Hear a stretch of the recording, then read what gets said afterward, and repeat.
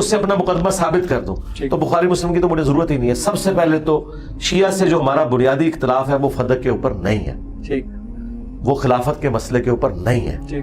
شیعہ سے ہمارا بنیادی عقیدہ کا جو اختلاف ہے وہ عقیدہ توحید کے اوپر ہے کہ انہوں نے اہل البیت کو منی گاڈز بنا کے خدا کے مقابلے پہ اپنا مشکل کشا اور حاجت روا مان دیا, جو قرآن کی ویلیشن ہے ایاک نعبد و ایاک نستعین. نہج البلاغہ میں مولا علی نے جو خط لکھا ہے حسن ابن علی کے نام, انہوں نے کہا ہے کہ حسن بیٹا یاد رکھنا تو اس کی اولاد ہے جس نے عنقریب مر جانا ہے, زندہ صرف اللہ نے رہنا ہے. تو نے ہر مشکل ہر پریشانی میں اللہ ہی کو پکارنا ہے, اور حسن یاد رکھنا اللہ کا جو دربار ہے یہ وہ دربار ہے کہ اس نے اپنا کوئی دربان بھی مقرر نہیں کیا. اور ساتھ مولا علی نے کہا کہ اللہ تعالیٰ کو اس حوالے سے بھی کوئی حاجت نہیں کہ تم کسی کا واسطہ اور وسیلہ ڈال کے اس کی طرف جاؤ, ڈائریکٹ تمہاری بات سننے والا ہے. اگر مولا حسن کو مولا علی یا علی مدد نہیں سکھا رہے, ایون مولا علی اپنا وسیلہ بھی نہیں بتا رہے, جو وسیلہ کے نام پہ انہوں نے توسل کے نام کے اوپر استعانت کو ثابت کر دیا ہے, تو سرکار اب اس سے بڑی میں بات اور کیا بتاؤں. نہج البلاغہ سے بتا دی اور اس سے بڑھ کر قرآن سے بتا دی. اَمَّن یُجِیبُ الْمُضْطَرَّ اِذَا دَعَاهُ, اس میں واضح ہے کہ جو اللہ کے سوا کسی اور ہستی کے بارے میں عقیدہ رکھتا ہے, الہ مع اللہ, کیا وہ اللہ کے ساتھ تم نے اس کو الہ ٹھہرا لیا ہوا ہے. عقیدہ توحید قرآن اور نہج البلاغہ کی روح سے, یہ شیعہ سے ہمارا بنیادی اختلاف ہے کہ اس کی کوئی جڑ آپ کی کتابوں میں موجود نہیں, نہ قرآن میں, نہ نہج البلاغہ میں, نہ بخاری مسلم میں. اس کے اوپر تو بات کریں. دوسرا عقیدہ, اماموں کے بارے میں انہوں نے یہ جو کلیم کیا کہ کوئی اللہ اور مخلوق کا ڈیوائن ریلیشن شپ ہے, کہ اللہ تعالیٰ نبی الاسلام کی وفات کے بعد بھی امامت کا سلسلہ چلائے گا, اور وہ اور گائیڈڈ لوگ ہوں گے.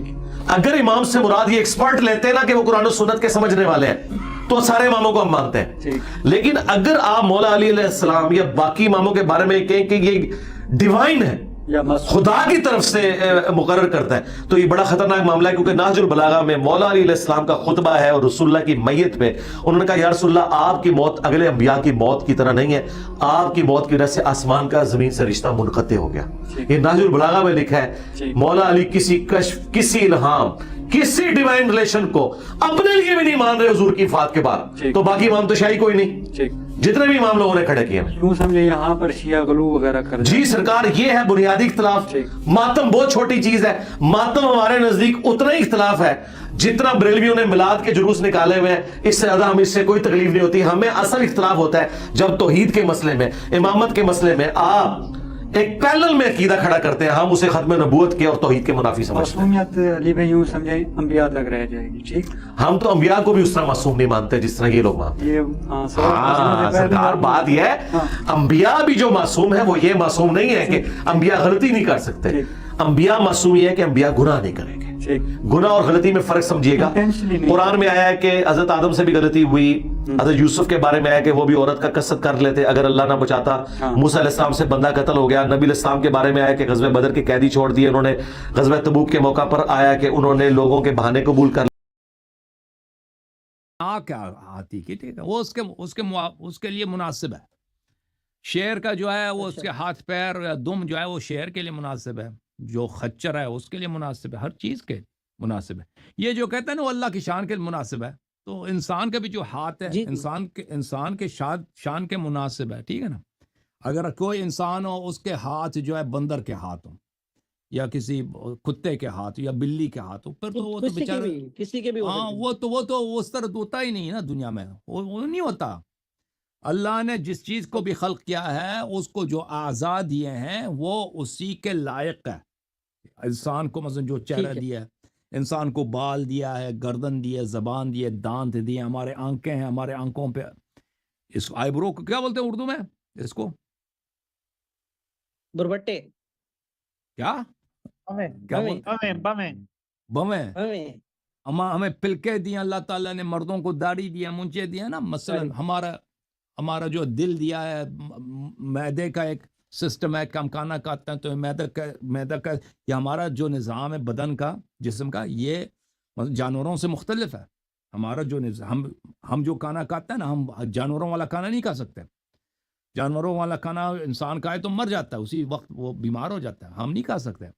تو یہ بالکل ہمارا سسٹم ہی فرق کرتا ہے نا, ہر چیز اسی طرح ہے, ہر چیز. بلی جو ہے وہ بلی, اب جو لوگ بلی کو دودھ پلاتے ہیں نا, وہ ان کے لیے وہ ہر طرح کا دودھ بلی کو پلائیں، وہ بیمار ہو جاتا ہے زیادہ عرصے کے بعد. تو اس کے وہ کہتے ہیں ان کے دودھ میں فلان وہ اس طرح نہیں ہونا چاہیے بلی کے دودھ میں. جو لوگ اپنے بلیوں کا خیال رکھتے ہیں.